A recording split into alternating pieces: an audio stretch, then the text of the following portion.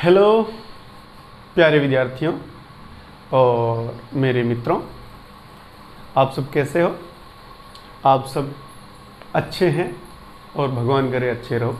तो हम शुरू करते हैं पार्ट 5।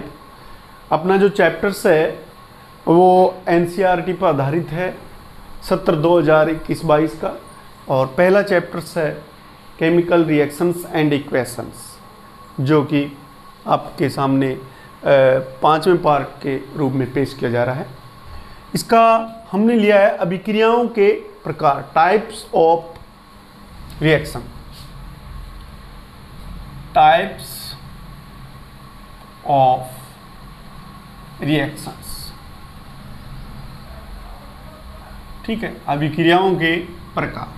तो अभिक्रियाओं के प्रकार जो है वो काफ़ी प्रकार की अभिक्रियाएं होती है, लेकिन हम आपके सिलेबस के अकॉर्डिंग ही अभिक्रियाओं को करेंगे और बार बार अलग अलग प्रकार की अभिक्रियाएं भी आएगी। तो हम शुरुआत में जो रासायनिक अभिक्रियाएं हैं वो कौन से, उनके नाम लिख लेते हैं, फिर एक एक का हम वर्णन करेंगे। तो ये रासायनिक अभिक्रियाएं कितने प्रकार की होती है, कैसी होती है, उनको हम इंग्लिश में और हिंदी में दोनों में ही इनको अच्छी तरह से समझ लें, ताकि हमें इसके अंदर किसी प्रकार की दिक्कत नहीं हो। तो रासायनिक अभिक्रियाओं के प्रकार में लगभग मैं आपको 10-11 रासायनिक अभिक्रियाएं बताने जा रहा हूं। उनको याद रखने का आपको एक थोड़ा तरीका भी बताता हूं कि इसको याद कैसे रखा जाता है। मैं इसके लिए आपको एक कोड वर्ड देता हूं, ट्रिक्स देता हूं कि यहां पे मैं लिख रहा हूं कि कार्ड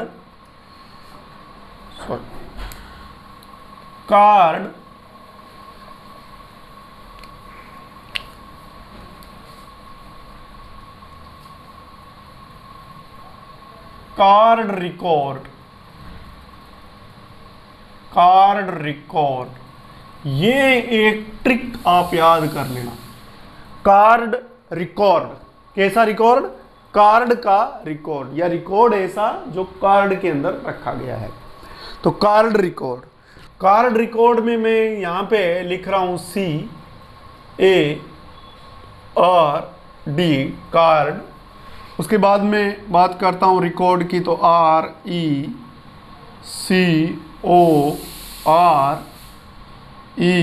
RECORD, कार्ड रिकॉर्ड। कैसा रिकॉर्ड? Card record. देखिएगा इसमें कौन कौन सी अभिक्रियाएं। सी का मतलब यहां पे है कॉम्बिनेशन। सी का मतलब यहां पे कंबाइनेशन भी इसको बोल सकते हो, ठीक है। कंबाइनेशन या बेटा एडिशन रिएक्शन एक ही बात है, एडिशन, ठीक है। कॉम्बिनेशन या कंबाइनेशन या एडिशन एक ही बात है। दो या दो से अधिक पदार्थ मिलकर एक ही कोई उत्पाद बना दे, उसको हम एडिशन रिएक्शंस कहते हैं। और बेटा हिंदी में इन अभिक्रियाओं के नाम क्या है? इसको बोलते हैं संयोजन अभिक्रिया। कैसी अभिक्रिया? संयोजन अभिक्रिया।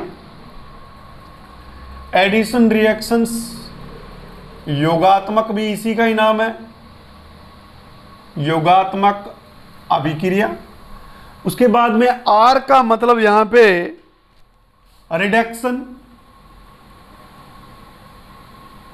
रिडक्शन का मतलब होता है हाइड्रोजन का जुड़ना, वो अपने आगे करेंगे।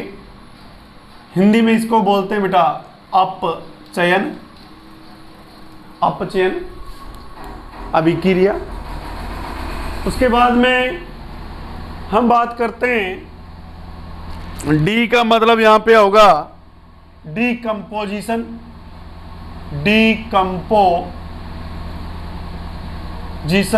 यानी कि इसको बोलते हैं अपघटन रिएक्शन।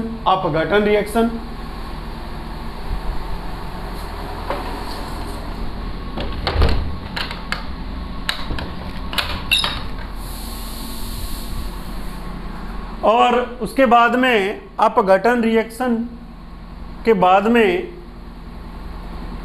डीकंपोजिशन में बेटा एक रिएक्शंस में और लिख रहा हूं, वो है डिसोसिएशन। यहां पे डी का मतलब मैं यहां पे एक रिएक्शंस और लिख रहा हूं, डिसोसिएशन। ठीक है, यानी कि इसको हिंदी में कहते हैं वियोजन अभिक्रिया, वियोजन अभिक्रिया। अब बात करते हैं हम दूसरा जो आपका आर है, इसका इस अभिक्रिया का नाम हमने लिखा है रिडॉक्स रिएक्शन। रिडऑक्स यानी कि रिडक्शन भी और ऑक्सीडेशन भी, और उपापचयन अभिक्रिया। ई, यहां पे जो ई आया है इसका मतलब है एंडोथर्मिक रिएक्शंस। इसको बोलते हैं उष्मा शोषी अभिक्रिया, ऐसी अभिक्रिया जिसको करवाने के लिए ताप की या फिर विद्युत की या फिर सूर्य के प्रकाश की ऊष्मा की जरूरत होती है, उष्मा शोषी अभिक्रिया कहलाती है। नेक्स्ट, सी का मतलब यहां पे कोरोसन। कोरोसन का मतलब संक्षारण। संक्षारण को बेटा आप लिख सकते हो जंग लगना, संक्षारण कहते हैं। ठीक है जी। ओ, यहां पे जो ओ आया है उसका मतलब है यहां पे ऑक्सीडेशन। ऑक्सीडेशन का मतलब होता है ऑक्सीकरण अभिक्रिया। इसका एक नाम है उपचयन अभिक्रिया, भी इसी को कहते हैं। ऑक्सीकरण या उपचयन अभिक्रिया भी इसी का ही नाम है। अब हम दूसरा जो आर है उसका मतलब होता है रैंसिडिटी। रैंसिडिटी, रैंसिडिटी का मतलब होता है विकृत गंधिता। विकृत गंधिता मतलब, विकृत गंधिता मतलब क्या हो गया, जिसकी जो गंध है वो विकृत हो गई है। कोई भी ऐसा पदार्थ, खाद्य पदार्थ भी हो सकता है, जिसकी स्मेल क्या है, खराब होने के कारण बिगड़ गई, उसको हम विकृत गंधिता रैंसिडिटी के अंतर्गत लेते हैं। फिर नेक्स्ट जो ई आया उसका मतलब हम लगा रहे हैं एक्सोथर्मिक रिएक्शन। एक्सोथर्मिक का मतलब होता है उष्मा क्षेपी अभिक्रिया, उष्मा क्षेपी अभिक्रिया। और लास्ट वाला जो डी है उसका मतलब है डिस्प्लेसमेंट।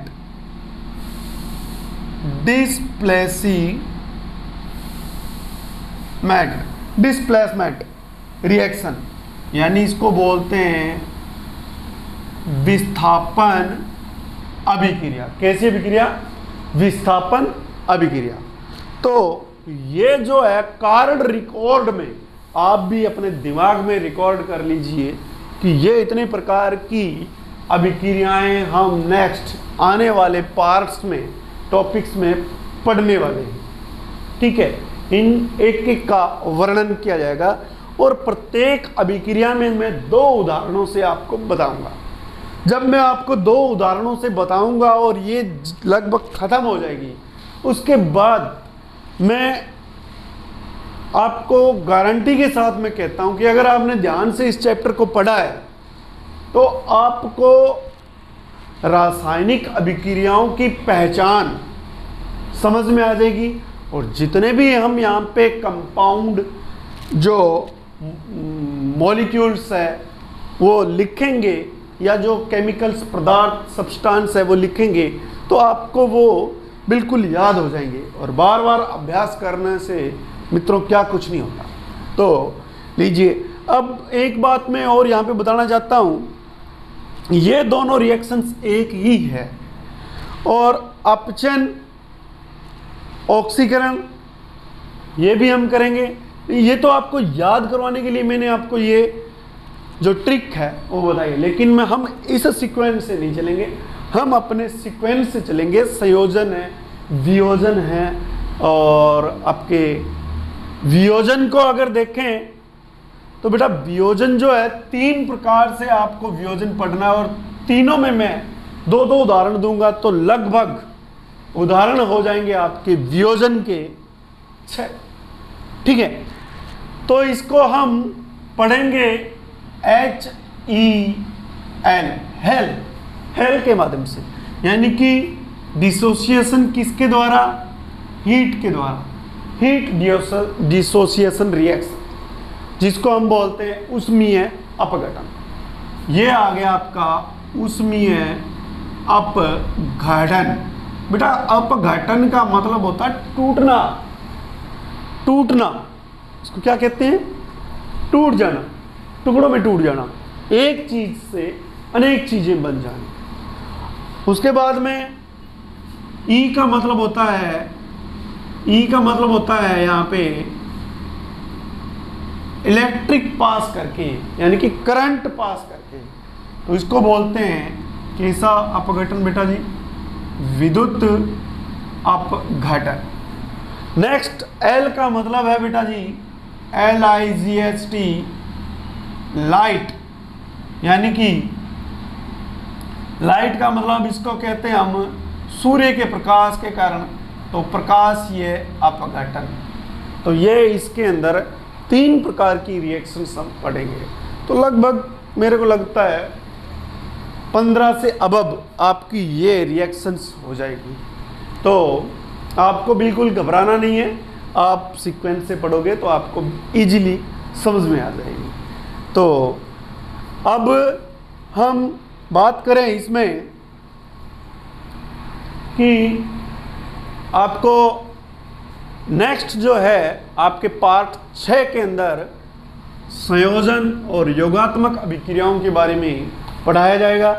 तब तक के लिए आप मुझे दीजिए इजाज़त, तो मिलते हैं नेक्स्ट सेशन में।